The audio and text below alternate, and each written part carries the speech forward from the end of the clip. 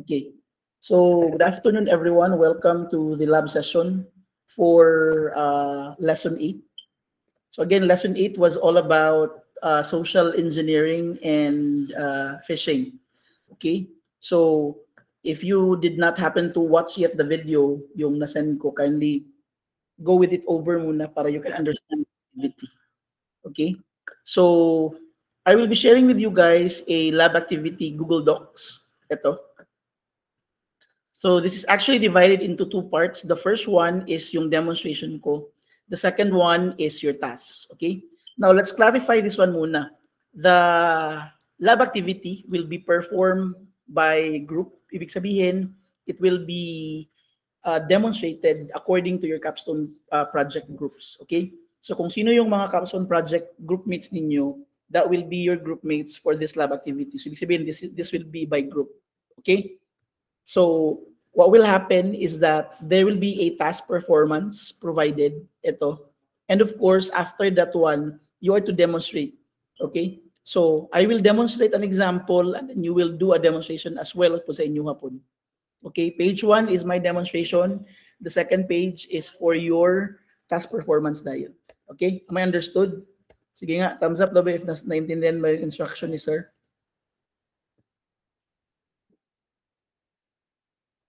Okay. I think naintindihan man siguro. This is just simple, guys. You just need to listen. Okay?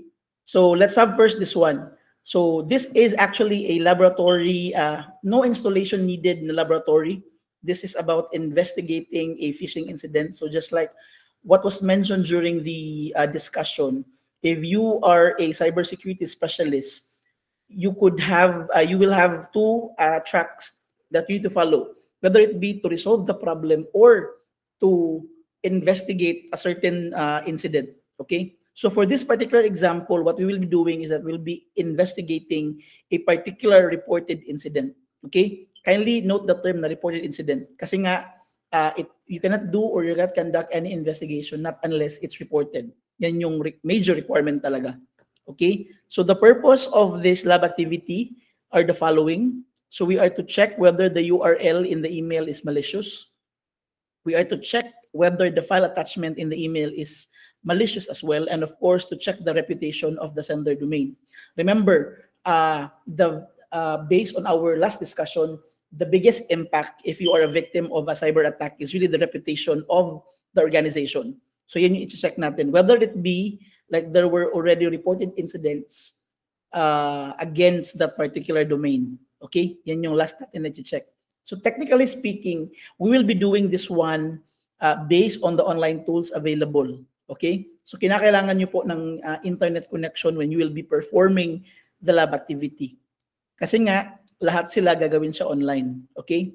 So another thing to remember is that in my particular example here, and even the task, yung mga URL bitaw na nilagay ko dito, these are in image form. Bakit? Because you are not allowed to open it directly to your address bar. Kasi nga, by default, since this is an example, technically speaking, itong mga files, itong mga links na nandito, they are of malicious presence na yun. Okay, like they have already reported cases na this particular domain and then URL are really a gateway for phishing incidents. So please do not open them in your Google address bar or in any web browser address bar. Ha? Ayo pag i-try. Basta I warned you already. Nakuha ba? Sige. For this particular example or demonstration, you will be using different tools. Okay? We have actually five ba? 1, 2, 3, 4. Apat lang pala, guys. So yung pang-apat, actually, I have already demonstrated this one sa inyo. Ha? Okay? So let's focus on the 3 ngayong medyo bago. Now, for this particular demonstration, hindi lang po pwede na you will just use it and then you don't know how to read it. Okay? So, for example, ito. We have here a malicious, it's not actually malicious, di ba? Hindi pa siya, like it's not yet, what do you call this one? Tag as a reported, kumbaga, hindi pa siya talaga labeled as a phishing email. Okay? Not unless you will have a report about it. So this is actually a screenshot of an email received by Edward. Ayan. So we have it here. Dear Edward at Wells Fargo, we take pride in serving our customers. We are writing to inform you that suspicious activity was logged against your account, and for security purposes, we have blocked your account. This email is being sent out to protect your account from unauthorized activities. Please log in below to check further details of your account. Now, by looking at this particular email, so kung nakita nyo yung video na sinend ko over the group chat, there is already there's a part there where I provided some indicators kung bakit siya makakonsider na phishing email. Okay? One of which is yung content ng email. Like for example, most organizations or establishments, whenever they send you emails concerning your accounts, they will not really provide you with an interface where you will click and then you will log in or something like that. Okay? So hindi siya pwedeng it's not usual to receive an email na ganito yung content tapos ipapa-log in ka because there's an what suspicious activity.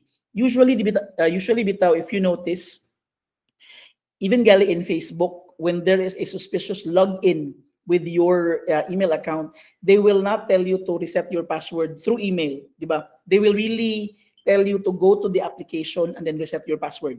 Okay? But they will just email you or inform you nga there's a suspicious activity. Yan hinuon, ganyan, diba? That's a good one. But whenever they would want you to, like for example, log in, diba? Like mag-log in ka using another what do you call this one? Website, hindi yan po pwede.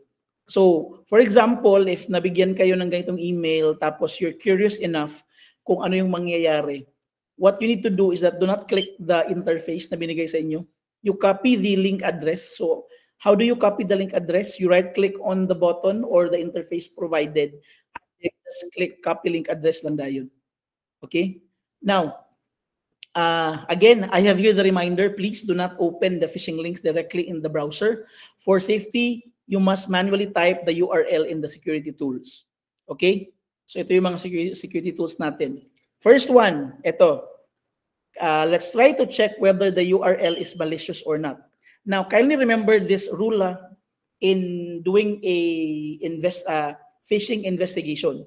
Now, in phishing investigation, we apply the Boolean logic na OR. Okay, ano ibig sabihin ng Boolean logic na OR? For example, you will be provided or you will be using 5 tools for checking whether this is a malicious link or not.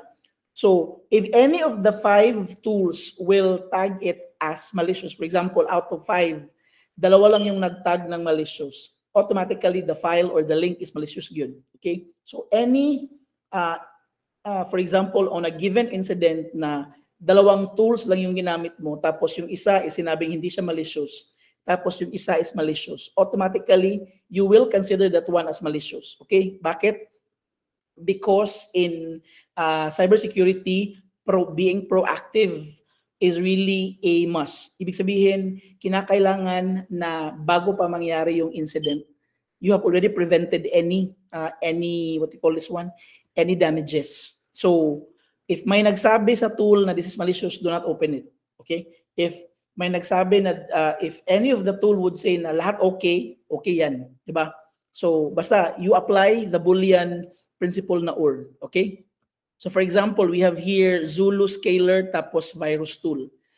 Ito yung magiging itsura if you will go to Zulu Scalar. Yan. Ito, 'di ba? Yung interface niya is that a simple web browser and then you will be provided with a text box. Okay? Ang gagawin dito is that you will type the link and then they will try to analyze it. Ano yung si Zulu Scalar or Zulu URL Risk Analyzer? It's actually a product of ThreatLab. And ano yung mga ginagawa ni ThreatLab? They actually provide services like cybersecurity services, and of course, anything that is reported to them will be part of their database. So for example, an organization was a victim of a phishing incident. And of course, with ThreatLab, they will put that one in the database. And of course, they will do some risk analysis. So hindi mo na kinakailangan na you will do it manually. Other people will do it manually, okay? So part of their services is that they provide free risk analysis of a particular web destination. Okay? So ano ang gagawin mo? You just need to type the URL yun. Okay? So di ba kanina, it was mentioned na you are not required to type the URL in the address bar. Dito, you'll be provided with the text box, tapos dito mo itatype yung URL. So for example, yung sa ano natin is rasville.buzz/1/2/3. So if you will try to, it's very simple. Just click analyze lang dayon. Okay? So sometimes it would take time kay medyo ano siya, and of course you'll be provided with the result. So general result states here that this is a malicious file. Okay? A malicious file. This is a malicious link, like 100 over 100. If you are not confident about that one, you can do a reanalyze. You can go for reanalysis. Okay? And if you would want a detailed explanation, bakit siya malicious, you kindly go down to this one. Ayan. You have it here. Now, ayan. For this one, accordingly, di ba, hindi niya sinabi dito na this is a phishing website. Bakit? Because based on this one, it's not a phishing page, but this is a page wherein there is a match for malware. Tapos there's a possibility na merong phishing. Okay? So with that one, with that kind of agenda, automatically they will tag this one as malicious na dayon. Okay? So saan nanggagaling yung mga reports? Of course, they are coming from organizations who availed services directly or indirectly with Zuloscaler. Okay? Yan yung magiging sagot natin. Okay? So you kindly go for URL checks. Kasi nga we are doing URL checking man. Okay? For this one. So that's one tool, okay, na you can use. Another one is that you can also go to VirusTotal. Ito, mas ano to, like mas deeper yung analysis nila. When you go naman to VirusTotal, ganito yung magiging interface ni VirusTotal. You will be provided with three options. You either scan the file through scan a file, you pay, you upload it. The second one is you paste the URL. The third one is that you really search for either a hash or a particular code. So, pwede rin yan. Okay? So, for example, let's have the URL kasi para, di ba, to check whether it's really accurate enough. So, let's have the same magyapon na URL. Okay, I'll just copy this one. So, for example, this one, ayan. So, if I will search for this, iba naman yung atake ni VirusTotal. Si VirusTotal naman is that they provide or they are a database of different companies that reported. For example, you have here before AI pre-crime, diba? So general result niya, you have it here. Like out of the 97 vendors, 7 under their surveillance mentioned or reported na this particular link is either it could either be malicious or there is a presence of malware or it's suspicious. Okay? So individually, meron din silang mga tinatawag natin na reporting. Okay? Ayan, you have it here. So for example, for before.ai, ang na found out niya is that this particular website is most likely to be malicious because there might be a possibility na magbibigay siya ng file and then it will be downloaded in your system. Okay? You also have here suspicious. Ibig sabihin, the report states na there's a slight possibility that this particular one is suspicious. Okay? Now, remember what I told you. The Boolean principle will apply. So even if all of the others would say na this is clean, this is okay, like we did not experience any possible problems with them, still, out of the 97, merong 7. So automatically, this is not a safe URL. Nagets nyo ba, guys? Sige daw, thumbs up daw if nagets ba yung ibig sabihin ni Sir Nep. Sige. Diba, that's quite simple. Okay, that's how you read it. Now, sir, what will happen, for example, if you just type google.com? Okay, try na to daw, be. Ito yung try gali, ha? Di pa tayo nagagapon sa ako sa 3D man natin. www.google.com. Ito yung try. What will happen? Ayan. Look at that one, di ba? It's a search engine and of course, pag automatically lahat ng green, di ba? Wala siya talagang, what you call this one? Wala siyang reported na malicious file. Okay? You can also go to the details. Ayan. I don't know with the community. But you focus lang doon sa detection. Okay? So again, you need an internet connection to perform this one. Okay? So I'm just giving you this one because, sir, why are we not going into a deeper level? Because the goal is for you to know it, and of course, if you have a time, you can share it as well with other people. Okay? Para mas simple yun siya yun. Like, we all become aware on how to do investigation. Okay? Now, the next one, we have yung para naman sa if the files are, for example, malicious.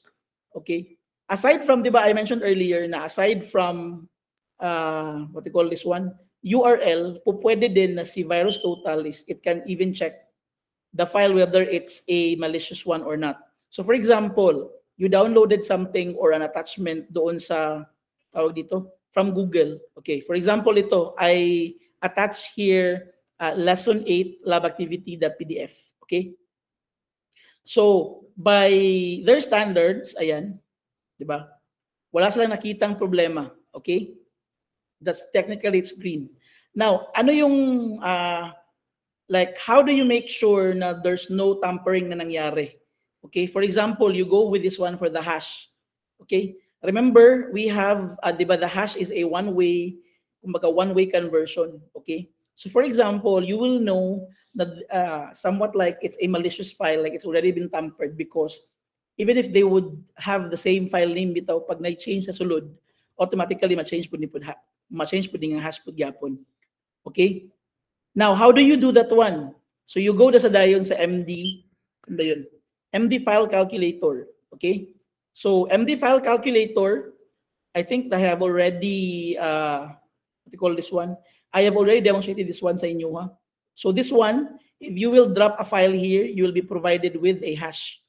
For example, kanisya, ano, sir, pares ba ang pag-generate sa file ay sa hash ni MD5 o ni VirusTotal? Hindi po, because they are of they have the same mannerism, but in terms of the MD5, the hash, these are parehas because they are not of the same function. Okay, so again, when you do checking for the malicious file, you can either go to VirusTotal. Kanisya, it's quite automatic. Kanisya. Kani si, what do you call this one? Si MD5 file is medyo manual siya. Kaya mo pang i-manual episode mo. Like for example, instead of ang gihatag sa imuha is, or ang binigay sa iyo is file, they also provide you with a hash. So they will, ano dayon, like you can check whether they are, what do you call this one? They are similar or not. Diba? Automatically, pag similar sila, of course, yan din yung magiging indicator mo na they are like good yung file na binigay sa iyo o hindi. Okay? Now, the last one. Yung last one naman is what you call talosintelligence.com. Now, for Talos Intelligence, this is provided by Cisco. Dito naman, you can either, you have here, search either through IP, a URL, a domain, a network owner, or a file. Okay? Again, they are, yung mga results nila is based on the reported incident by reported incident. Okay? So Talos is actually a Cisco-sponsored na tool wherein lahat ng mga connected sa kanila na organizations, they will report. So any reporting will be added to their database as well. So for example, katubitang support advanced plantarin. The support advanced plantarin, saan ko siya nakuha? Dito. Okay? Ayan. Diba? Ito yung domain daw. The domain used by, for example, ito yung sender. Oh, I don't know if you can see it properly, guys. Kanina nalibitaw sa Wells Fargo. Ayan, gihatag dahil kay support advancedplantarin.net. So, munang domain niya. Sa iyang domain, you have it here, for example, you just type the domain here, support advancedplantarin.net. Now, dalawa yung magiging options. Dalawa ba? Tatlo di ay. The first one is that if there's a reported file, reported incident, the second one is wala siyang reports, okay? Or yung pangatlo is that most of the organizations talaga reported it as a domain na it could either be a victim or the perpetrator good for a cyber attack. Okay? So for example, ito, support advancedplantarin.net. If I will search for it, and then again ang ino niya dito is reputation lookout. Ayan. Unfortunately, we can't find any results for this one. So with this kind of answer, ayan it's not a guarantee as well. So if there's no particular result on this one, it only means na based on their database, wala pong reported. Ay, sorry, wala na akong share din. Ayan, sorry guys. So based on their database, wala pong reported na either a threat or an incident involving advancedplantarin.net. Okay? So out of the three, di ba? Same magyapon. So if you will conduct an investigation, okay? So based on the investigation, guys, for example, you will be asked mandayon, okay? So in your investigation, even if you only check the URL, the file, and then the reputation, you can just say then that the said URL is malicious, di ba? Kasi nga based on the results dito. And of course, dito naman, sa MD5, you're not able to identify it man, kaya it's not malicious. And then on VirusTotal, it's also not malicious, di ba? So we can say na the file attached on the email is malicious. But the email itself, because of the links that they provided, it's malicious. Okay? And of course, the one who sent it, it's not, what they call this one? Hindi siya malicious, but then again, out of the three, we will now apply dayon the Boolean principle na OR. So, di ba, out of the three, URL, attachment, tapos server domain niya, merong isa man na nag-state ng malicious siya. So, automatically, the whole incident will be labeled as malicious dayon. Nagets nyo ba? Hello? Thumbs up daw ba if nagets ba? So, kahit na dalawa is not malicious, pero may isa na malicious, automatically, the whole incident will be considered as malicious. Okay? Sige. Now, let's go to your task, guys. So, for your task performance, again, you will be conducting this one in a Google Meet. The longest time is 30 minutes. So, you can have it 10 to 20 minutes agad, okay? Or 10 to 30 minutes. Lahat naka-uniform, tapos lahat magsasalita. So, kung hindi kayo magsasalita, ibig sabihin wala kayong points na there will be no points provided if wala kang ambag doon sa presentation. Okay? So, maybe someone will demonstrate, someone will explain, someone will ask questions, someone will provide insights. Ganyan yung magiging atake natin for this task performance. I think you're familiar with that one already. You're also not allowed to speak in Bisaya. You're only allowed to speak Filipino or English. Okay? So, a recorded session, tapos isa lang yung submission. The submission will be through Google Meet. Nagets ba? So, yung task performance natin, I provided you with a sample email. Ayan. And then, ito yung URL. Again, please do not type do not type your URL doon sa address bar sa inyong mga computers. Again, basta ka nag-warn ako daan na if you will try this one, again, do not write them in your address bar. So you just type it manually doon sa mga tools na binigay ko. Okay? So in this particular example, we have here file hash. Ayan. My hash na binigay, wala silang binigay na file, they only provided with the hash. Okay? And then you have here, complete the incident investigation and decide whether is it a phishing email or not. Is the file malicious based on the given hash, or is the sending domain reputable? And of course, the last one, you need to generalize or you need to provide us with an inference or analysis whether this particular incident or itong particular transaction na ito is malicious. Is it a malicious one or not? Okay? Nagets ba? So tatlong questions ang sasagutin. Okay? And of course, out of that question, you provide dayon your decision kung ito ba is malicious or not. Nagets? Nagets ba wala? Okay. Nagets daw. Sige. Ano ba be? Can we have questions muna before I will dismiss you guys? Do you have questions for this one? Okay. You don't need to worry because I will be sharing the Google Docs sa inyong Google Chat, sa inyong group chat para you can start na dayon. Sir, when will be the deadline? The deadline will be next week. I will announce muna that I will decide whether the deadline will be on a Friday or on a Thursday. Okay? So ano sa nato sa you will know because I will send communications. Next week I will meet you for another task performance na po dayon. Okay? So lahat ng mga natitirang lessons for cybersecurity for info assurance 1 is are already activities na lang talaga. Okay? Nagets ba? Okay. Kung walang questions, can I request everyone to please turn on their camera for our documentation?